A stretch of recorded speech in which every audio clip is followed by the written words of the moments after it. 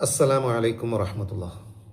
പ്രിയമുള്ളവരെ, ഈ വർഷത്തെ റമദാനിലെ നോമ്പ് ഇന്ന് കേരളത്തിൽ 21ആയി, ആൻഡമാനിൽ ഇന്ന് 20ആണ്.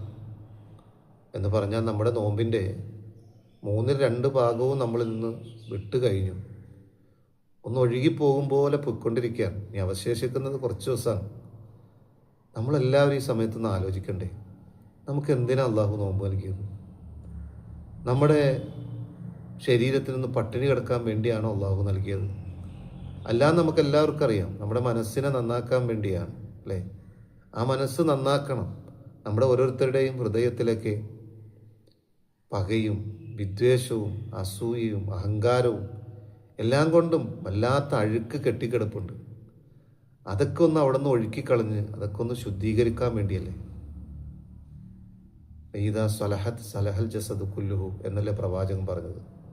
ആ ഹൃദയം ഒന്ന് നന്നായ ബാക്കിയെല്ലാം നന്നായി.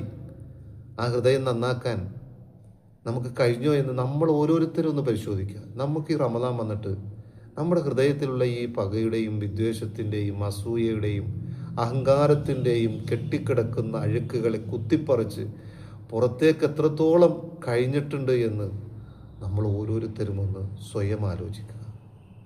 അങ്ങനെയൊക്കെ കുറേയെങ്കിലുമൊക്കെ അഴുക്ക് കളയാൻ സാധിച്ചു എന്ന് നമുക്ക് തോന്നുന്നുണ്ടെങ്കിൽ ഈ നോമ്പ് നമുക്ക് വല്ലാത്ത വെളിച്ചമാണ് നൽകിയത്, വല്ലാത്ത അനുഗ്രഹമാണ് നമുക്ക് നൽകിയത്.